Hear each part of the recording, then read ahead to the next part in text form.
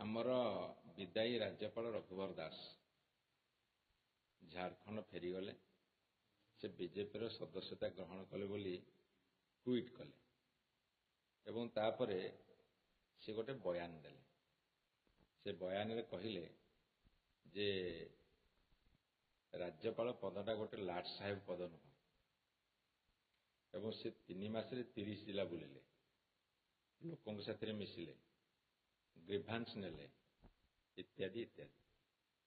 ତାକୁ ନେଇକି ଆମେ କହିଲୁ ଯେ ସିଏ ଓଡ଼ିଶାରେ ରାଜ୍ୟପାଳ ନଥିଲେ, ସେ ବିଜେପିର ପଲିଟିକାଲ ଏଜେଣ୍ଟ ଥିଲେ ଏବଂ ରାଜଭବନକୁ ସେ ବିଜେପିର ପାର୍ଟି ଅଫିସ ବା କାର୍ଯ୍ୟାଳୟ ଭାବରେ ପରିଣତ କରିଥିଲେ।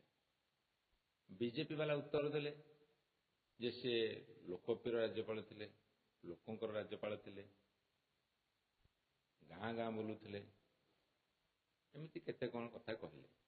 ବର୍ତ୍ତମାନ ବୟାନବାଜି ଚାଲିଛି, ଓଡ଼ିଶାର ରାଜନୀତିକ ସରଗରମ କରୁଛି। ମୋର ଏଇଠି କେତୋଟି ମୌଳିକ ପ୍ରଶ୍ନ। ଗୋଟେ କଥା ହେଉଛି ଯେ କାହାର ପୁଅ ଯେତେବେଳେ ଗୋଟେ କ୍ରାଇମ କରେ ସେତେବେଳେ ତାକୁ ପନିଶମେଣ୍ଟ ହୁଏନି। ଯେମିତି କଥାରେ ଅଛି, ପଣ୍ଡିତ ପୁଅ ମାଙ୍କଡ଼ ମାରିଲେ ଦୋଷ ନାହିଁ। ସିଏ ଓଡ଼ିଶାର ତାଙ୍କ ଅଫିସରେ ଚାକିରି କରୁଥିବା ଜଣେ ବ୍ୟକ୍ତିଙ୍କୁ ତାଙ୍କ ପୁଅ ମାଡ଼ ମାରିଲା, ଜୋତା ଚଟେଇଲା, ଅକଥନୀୟ ନିର୍ଯାତନା ଦେଲା। ସିଏ ଗଣମାଧ୍ୟମ ଆଗରେ କହିଲେ, ପୋଲିସରେ ଏଫଆଇଆର ଦେଲେ, କୌଣସି କାର୍ଯ୍ୟାନୁଷ୍ଠାନ ନିଆଗଲା ନାହିଁ।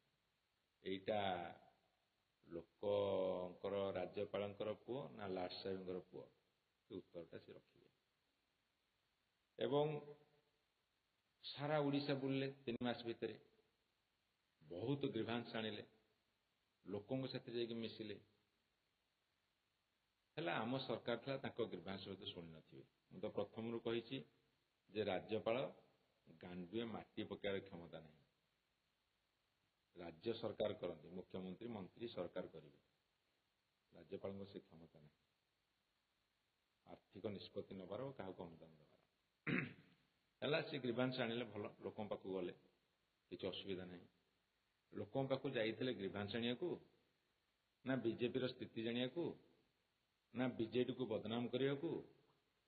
ଜଣେ ରାଜ୍ୟର ଗଭର୍ଣ୍ଣର ହିସାବରେ ସେହି ସରକାର, ଯେଉଁ ସରକାର ଥାଏ ତା ବିରୁଦ୍ଧରେ ବୟାନ ଦେବାକୁ, ଏଇଟା ଭାରତବର୍ଷ ଇତିହାସରେ କୋଉଠି ହେଇନଥିଲା।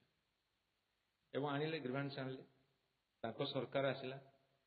ତାଙ୍କ ସରକାର ଆସିଲା ପରେ ମୁଁ ତାଙ୍କୁ ପଚାରୁଛି, ବର୍ତ୍ତମାନ ରାଜ୍ୟ ସରକାରକୁ ମଧ୍ୟ ପଚାରୁଛି, ତମର ଯେଉଁ ଲୋକପ୍ରିୟ ରାଜ୍ୟପାଳ ଥିଲେ, ଯେତିକି ଗ୍ରିଭାନ୍ସ ଆଣିଥିଲେ, କେତୋଟି ଗ୍ରିଭାନ୍ସକୁ ଆଡ୍ରେସ୍ କରିଛନ୍ତି?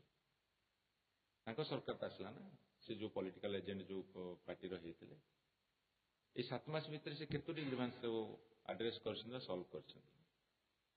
ଏବଂ ମୁଁ ତାଙ୍କୁ ଆଉ ଗୋଟେ ପ୍ରଶ୍ନ ପଚାରୁଛି, ତାଙ୍କୁ କ'ଣ ପ୍ରମ୍ପଟିଂ କଲା ଯେ ସେ କହିଲେ ଯେ ଲାଟ ସାହେବ ପଦ ନୁହଁ?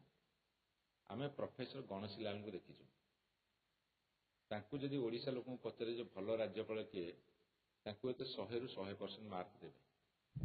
କିନ୍ତୁ ଯଦି ଓଡ଼ିଶା ଲୋକଙ୍କୁ ପଚାରାବ ରଘୁବର ଦାସ କିଏ, ଲୋକ 100ରୁ 10% ମାର୍କ ଦେବେ କି ନାହିଁ ମୁଁ ଜାଣିନି। ସେ ଯଦି ଧରାଧରି କରିବେ ବି ତଥାପି 30 ମାର୍କ ପାଇବେନି, ପାସ୍ ମାର୍କ ପାଇବେନି। ଏବଂ ଆଉ ଗୋଟେ କଥା ବିଜେପି ସରକାରକୁ ମୁଁ ପଚାରିବାକୁ ଚାହୁଁଛି, ଯାହା ବିଜେପିର ବନ୍ଧୁମାନେ ଯେଉଁ ବୟାନବାଜି କରୁଛନ୍ତି, ଲୋକଙ୍କର ରାଜ୍ୟପାଳ ଥିଲେ, ତାଙ୍କୁ ତଣ୍ଟିଆ କ'ଣ ପାଇଁ ଦେଲେ? 5 ବର୍ଷ କାର୍ଯ୍ୟକାଳ ସରିନି, ନଙ୍ଘା ତଣ୍ଟିଆ ଦେଇ କାହିଁକି ବିଦା କଲେ? ସେ କାରଣଟା ବର୍ତ୍ତମାନ ବିଜେପି ଭାଇମାନେ ଟିକେ ସ୍ପଷ୍ଟ କରନ୍ତୁ। ଏବଂ ସବୁଠାରୁ ବଡ଼ କଥା ହେଉଛି ଯେ ତାଙ୍କ ପୁଅ ଯେତେବେଳେ ବାଡ଼େଇଲେ, ଝାଡ଼ଖଣ୍ଡୀ ଗୁଣ୍ଡାଙ୍କୁ ନେଇକି ଓଡ଼ିଆ ଲୋକଙ୍କୁ ବାଡ଼େଇଲେ, ଏ ସରକାର ତ ସେତିକି ଦମ ନଥିଲା ତାଙ୍କୁ ପନିଶମେଣ୍ଟ ଦେବାକୁ। ଏବେ ତ ସେ ଗଲେଣି, ଅନ୍ତତଃ ତାଙ୍କ ପୁଅକୁ ଟିକେ ଡାକନ୍ତୁ, ପୁଲିସ ପଚାରୁ, ବାନ୍ଧନ୍ତୁ, ଫରୱାର୍ଡ କରନ୍ତୁ, ଓଡ଼ିଆ ଅସ୍ମିତାକୁ ଫେରାଇ ଆଣନ୍ତୁ। ବର୍ତ୍ତମାନର ବିଜେପି ସରକାର ଦାୟିତ୍ୱ ହେଲା, ଯେଉଁ ଓଡ଼ିଆ ଅସ୍ମିତା କଥା କହିକି ଆସିଥିଲେ, ସେଇ ଓଡ଼ିଆ ଅସ୍ମିତାକୁ ସେ ବର୍ତ୍ତମାନ ଫେରାଇ ଆଣନ୍ତୁ ଏବଂ ସେମାନେ ତୁଳନା କରି ଦେଖନ୍ତୁ ଯେ ଗଭର୍ଣ୍ଣର ପୋଷ୍ଟଟା ଲାଟ ସାହେବ ସେ କାହିଁକି କହିଲେ ତାକୁ ଟିକେ ନିରୀକ୍ଷଣ କରନ୍ତୁ। ବିଭିନ୍ନ ରାଜ୍ୟରେ ଯେଉଁ ଗଭର୍ଣ୍ଣର ଅଛନ୍ତି, ଯେଉଁଠି ଅଣ ବିଜେପି ସରକାର ଅଛି, ସେଠି ସେମାନଙ୍କର ଭୂମିକା କ'ଣ ଏବଂ ସେଇ ମାପକାଠିରେ ସେ କାହିଁକି କହିଲେ ସେଟା ଅସୁମାରୀ ପ୍ରଶ୍ନ ସୃଷ୍ଟି କରିଛି। ସେ ପ୍ରଶ୍ନର ଉତ୍ତର ଦିଅନ୍ତୁ।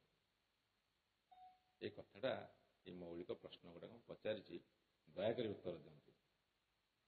ଏକରେ ତଣ୍ଟିଆ କାହିଁକି ମାରିଲେ, କେଉଁ କେଉଁ ରାଜ୍ୟରେ ଗଭର୍ଣ୍ଣର ସବୁ ଲାଟ ସାହେବ ହେଇଛନ୍ତି ଏବଂ ସିଏ ନିଜକୁ ଲାଟ ସାହେବ କହିଲେ ନାହିଁ କିନ୍ତୁ ତାଙ୍କ ପୁଅକୁ ଛାଡ଼ିଲେ ଏବଂ ପୂର୍ବତନ ଗଭର୍ଣ୍ଣରଙ୍କ ଅପେକ୍ଷା ଇଏ କେଉଁ ଗୁଣରେ ଭଲ ଥିଲେ ଏବଂ କାର୍ଯ୍ୟକାଳ ସରିବା ପୂର୍ବରୁ ବିଜେପି ବାଲା କାହିଁକି ତାଙ୍କୁ ତଣ୍ଟିଆ ମାରିଲେ। ଏସବୁ ମୌଳିକ ପ୍ରଶ୍ନର ଉତ୍ତର ଦିଅନ୍ତୁ। ନିଜ ଢୋଲ ନିଜେ ପିଟିଲେ କ'ଣ ହବ? ସେ ତ ପ୍ରଶ୍ନର ଉତ୍ତର ଦେବେ ନା, କାହିଁକି ତାକୁ ବିଜେପି ବାଲା ତଣ୍ଟିଆ ମାରିଲେ।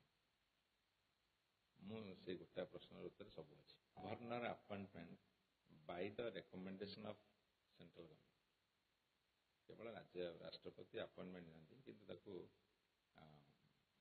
ୟୁନିୟନ ଗଭର୍ଣ୍ଣମେଣ୍ଟ ରେକମେଣ୍ଡ କରେ। ଏବଂ ସେଇ ତ ମୌଳିକ ପ୍ରଶ୍ନ, ତମେ ତାଙ୍କୁ କାହିଁକି ତଣ୍ଟିଆ ମାରିଲ? ଯଦି ସେ ବିଜେପିର ସଦସ୍ୟ ନଥିଲେ, ନିରପେକ୍ଷ ଥିଲେ, ତାହେଲେ ବିଜେପି ବାଲା ତାଙ୍କ ପାଇଁ ଅଣ୍ଟା ଭିଡୁଛନ୍ତି କାହିଁକି? ପ୍ରଶ୍ନ ଉତ୍ତର ବିଜେପି ବାଲା ଅଣ୍ଟା ଭିଡ଼ିକି ଭାରି ଜୋର ଲଢ଼ଉଛନ୍ତି, ଲଢ଼େଇ କରୁଛନ୍ତି। ଗୋଟେ ପଟେ ପାଟିରେ ବିସ୍କୁଟ, ପଛପଟେ ନାଥ, ଆର ପଟେ ଅଣ୍ଟା ଭିଡୁଛନ୍ତି କାହିଁକି ଯଦି ସେ ନିରପେକ୍ଷ ଥିଲେ? ସୂତା କ୍ଷୀର ସଳଖି ପାରିବେନି, ଗ୍ରିଭାନ୍ସ ନେବେ।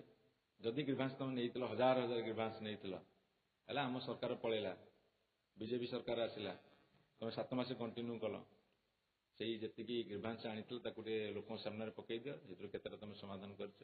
ମୁଁ ତ ତାଙ୍କୁ ଯେତିକି ଦାୟୀ କରିବି, ବର୍ତ୍ତମାନ ସରକାର ତ ବେଶୀ ଦାୟୀ କରିବି, କାରଣ ଗଭର୍ଣ୍ଣର ବୁଲି ବୁଲି ପ୍ରଚାର କଲେ ତାଙ୍କ ପାଇଁ, ସେଇଥିରୁ ସରକାର ଆସିଲେ। ଗୋଟେ ପଲିଟିକାଲ ଏଜେଣ୍ଟ ଭଳିଆ ଯେତେବେଳେ ସେ ପ୍ରଚାର କଲେ, ସେମାନେ ସରକାରକୁ ଆସିଲେ, ଅନ୍ତତଃ ଯେତିକି ଗ୍ରିଭାନ୍ସ ଆଣିଥିଲେ ତାକୁ ଆଡ୍ରେସ୍ କରିଦିଅ। ଲୋକପ୍ରିୟ ରାଜ୍ୟପାଳ, ବର୍ତ୍ତମାନ ଲୋକପ୍ରିୟ ସରକାର, ତାହେଲେ ଲୋକ ଅପ୍ରିୟ ହେଲେ କାହିଁକି? ଯଦି ଲୋକପ୍ରିୟ ରାଜ୍ୟପାଳ ବିଜେପି ବାଲା କହୁଛନ୍ତି, ତାହେଲେ ଲୋକ ଅପ୍ରିୟ ହେଲେ କାହିଁକି?